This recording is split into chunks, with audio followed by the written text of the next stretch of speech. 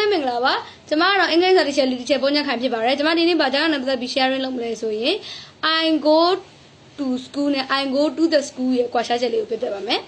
I go to school နဲ့ I go to the school နဲ့ဘာကွာနေလဲဆိုရင်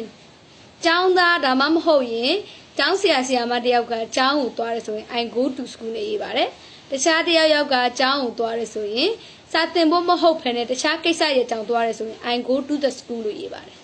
စာသင်ဖို့အတွက်ကျောင်းကိုသွားတယ်ဆိုရင် I go to school စာသင်ဖို့မဟုတ်ဘဲနဲ့တခြားကိစ္စရဲ့ကျောင်းသွားတယ်ဆိုရင် I go to the school လို့ရေးပါတယ်ဒီရှိသည်ထည့်ရပါတယ်ကျန်အဲ့လိုပဲအဲ့ရကျွန်တော်အဲ့ရဝင်နေ I go to bed ပေါ့နော်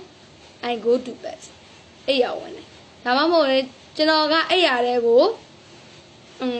အဲ့ရတဲ့ကိုတခြားကိစ္စတစ်ခုပေါ့နော်နိုင်ရှာတာပဲဖြစ်ဖြစ်ပေါ့နော်ဟိုတခြား game ဆော့ဖို့ပဲဖြစ်ဖြစ်ပေါ့နော်အဲ့လိုမျိုးသွားရဲဆိုရင်တော့ I go to the bed to play video game I go to the bed to play video game အဲ့ရတဲ့ကို video game ကစားဖို့သွားရတယ်ပေါ့နော်အဲ့ဒါဆိုရင်ကျမတို့ကျောင်းစာသင်ဖို့ကျောင်းအောင်သွားတယ်ဆိုရင်တေရှိတိထည့်ပြမလို့ဘူးတခြားကိစ္စရဲ့ကျောင်းအောင်သွားတယ်ဆိုတေရှိတိထည့်ပြလို့လေအဲ့လိုပဲအဲ့ရဝင်လာလဲအတူတူပဲကြာဆေးရုံဆေးကန်းဆိုလဲအတူတူပဲဆေးရုံဆေးကန်းကိုဒေါက်တာတို့ nurse တို့သွားရင်တေရှိတိထည့်ပြမလို့